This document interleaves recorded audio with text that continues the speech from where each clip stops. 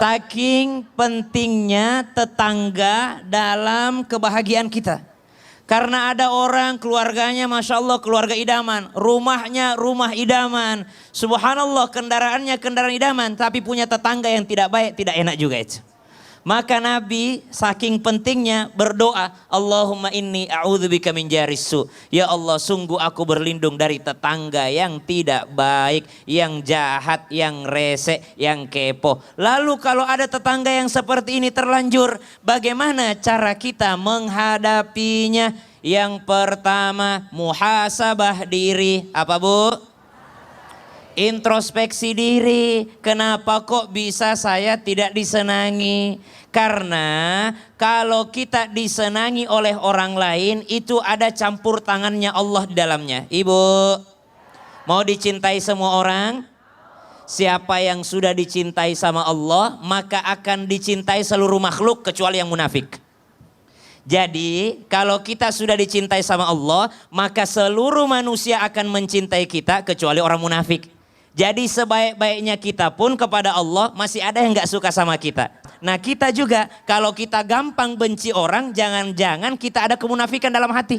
Ini kok orang disenangi sama orang tapi saya gak suka sama dia. Kok saya bisa gak suka sama dia? Jangan-jangan kita yang ada penyakit hati dalam hati. Ya kenapa kita bisa benci sama orang yang disukai sama orang lain. Subhanallah. Orang kok seneng ya sama anak kecil. Kok saya gak suka sama anak kecil? Periksa hatimu. Jangan sampai ada kemunafikan dalam hati.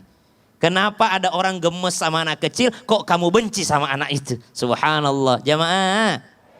Maka yang pertama bermuhasabah diri. Siapa tahu memang ada kekurangan sama tetangga sehingga tetangga tidak senang sama kita. Yang kedua, apa yang harus dilakukan? Bolehkah kalau kita tidak tegur-teguran sama orang yang ternyata bikin masalah terus? Jawabannya boleh. Khudhil afwa wa'mur bil 'urfi wa a'rid 'anil jahilin. Yang paling mulia pertama itu maafin. Lalu level 2-nya adalah wa'mur bil 'urf, sampaikan tapi dengan cara yang baik. Tapi level yang paling rendahnya kalau kita memang tidak bisa wa'arid anil jahilin, ya udah cut off bahasanya sekarang. Apa cut off itu? Cut off bukan blok Ibu, ini blok aja. Tiba-tiba mau keluar dari grup aja Ibu ini.